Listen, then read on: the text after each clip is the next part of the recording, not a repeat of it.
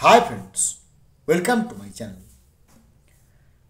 1 September 2025 Anjuman Ishaat e Taleem Trust versus state of মহারাষ্ট্রের যেই TET মামলা, যেটা কিনা সারা ভারতবর্ষের প্রত্যেকটা রাজ্যের প্রাইমারি এবং আপার প্রাইমারি শিক্ষক শিক্ষিকাদের একটা মাথা ব্যথার কারণ হয়ে দাঁড়িয়েছে। স্বাভাবিক জীবনের অন্তিম পর্যায়ে বা প্রায় অন্তিম পর্যায়ে এসে যদি সেই শিক্ষক শিক্ষিকাকে আবার টেট পরীক্ষায় বসতে হয়, তাহলে এর থেকে দুর্ভাগ্যের আর কিছু নয়।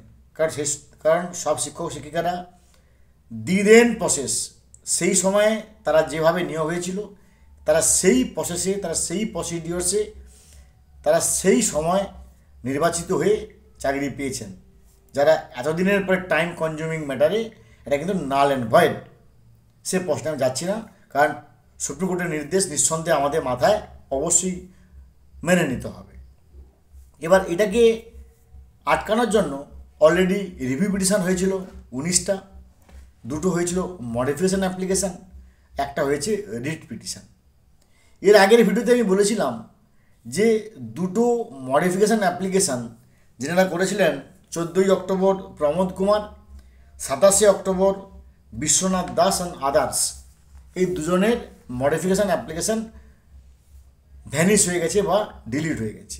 যেটুকু আমরা ভেতর থেকে আমাদের নানা রকম সোর্স থেকে জানতে পেরেছি বা জানার চেষ্টা করেছিলাম, সেটা ঠিক হতে পারে বা ভুল হতে পারে, কারণ আনসাপোর্টেড নিউজ যে ওনাদের এই মডিফিকেশান অ্যাপ্লিকেশানটা রিজেক্টেড হয়ে গেছে। হতে পারে কোনো একটা প্রসেসিংয়ের জন্য বা কোনো একটা প্রসিডিউরাল এররের জন্য তারা হয়তো তাদের এই মডিফিকেশান অ্যাপ্লিকেশানটা রিজেক্টেড হয়ে গেছে। এখন প্রশ্ন হচ্ছে, এই মামলাটার স্ট্যাটাসটা এই মুহূর্তে কোথায় আছে এটা কিন্তু জানতে হবে, এবং স্ট্যাটাসটার নিরিখে কী ঘটতে যাচ্ছে। দেখুন, এই স্ট্যাটাসটা হচ্ছে before the honourable the CJI for appropriate directions in terms of the signed reportable judgment. অর্থাৎ যারা এই রায় দিয়েছিলেন, জাস্টিস দীপঙ্কর দত্ত এবং জাস্টিস মনমোহন স্যার, তিনাদের মনে হয়েছে যে এই ব্যাপারটা একটা অত্যন্ত গুরুত্বপূর্ণ ব্যাপার, তাই এই ব্যাপারটা সিজিআই বা চিফ জাস্টিস অফ ইন্ডিয়ার নোটিফিকেশানে এনে একটা লার্জার বেঞ্চে নিয়ে যাওয়া হোক। লার্জার বেঞ্চ কেন হয়, কোন সূত্রে হয়, নিশ্চয়ই এর আগে আমি আপনাদের সঙ্গে আলোচনা করেছি, নিশ্চয়ই আপনারা সেই ভিডিওটা দেখেছেন। তাহলেও বলে রাখি যে কোনো মামলা লার্জার বেঞ্চে তখনই পাঠানো হয় যখন সেটার খুব গুরুত্ব এবং ইম্পর্টেন্স যে বেঞ্চ থেকে রায় বেরিয়েছে সেই বেঞ্চদের আবার পুনরায় মনে হয় যে বোধহয় এটাকে আরও কিছু আলোচনা করার ব্যাপার আছে।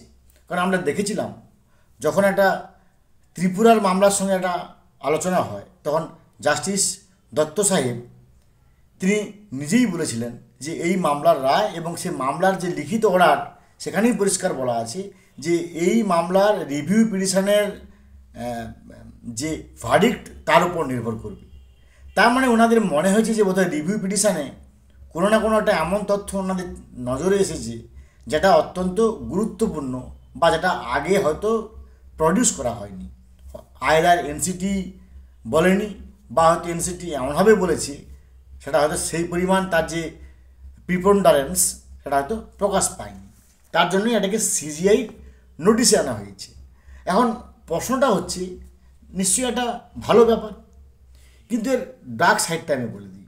ডার্ক সাইডটা কি না, আগামী 23শে নভেম্বর 2025 বর্তমান যে জাস্টিস আছেন, আমাদের বর্তমান যে আছেন সিজিআই বি.আর. গাভাই স্যার, তিনার ডেট অফ সুপার অ্যানুয়েশন, অর্থাৎ 23শে নভেম্বর 2025 সুপার অ্যানুয়েশন নেবেন বর্তমান যিনি সিজিআই আছেন। এরপরে যিনি সিজিআই হয়ে আসছেন, নিশ্চয় জানি চিফ জাস্টিস বা হবু চিফ জাস্টিস সূর্যকান্ত, তিনি নতুন হবেন। এবার যখন এই মামলাটা অলরেডি সিজিআই নোটিফিকেশানে আছে বা সিজিআইকে তার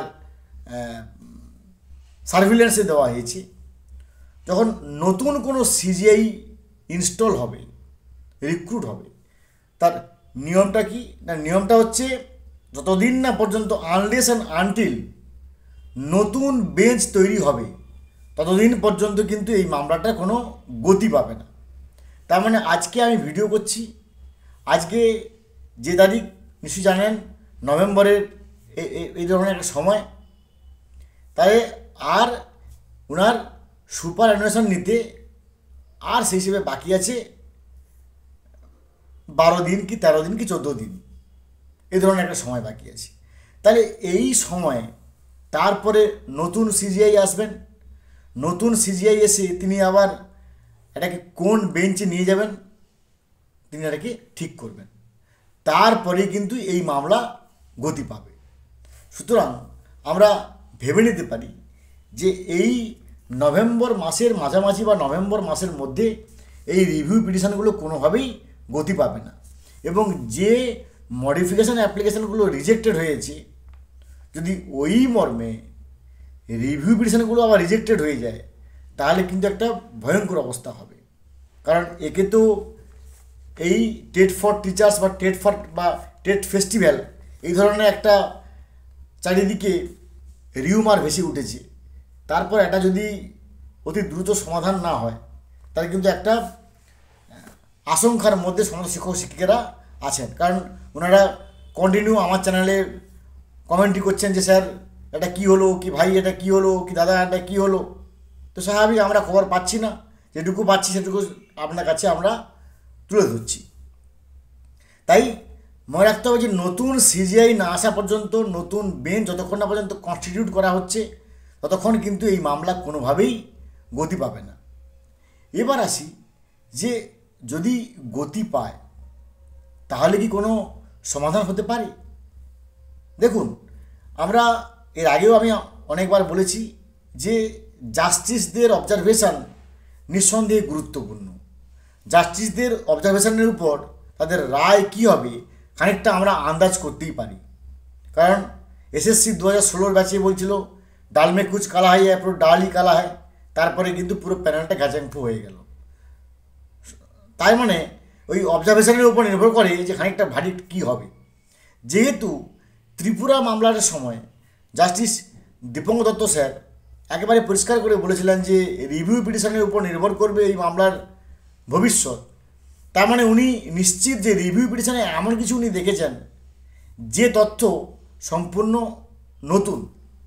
তাই আমাদের বিশ্বাস যে রিভিউ পিটিশনে এই মামলা গতি পাবে এবং এই টেট ফর টিচার্স বা টেট ফেস্টিভ্যাল এখান থেকে নিঃসন্দেহে প্রাইমারি বা আপার প্রাইমারি টিচার্সরা মুক্ত হবে, সেটুকু অবশ্যই আমরা আনন্দের সঙ্গে 99% অত্যন্ত আশা করতেই পারি। ভালো থাকুন, have a good day, thanks.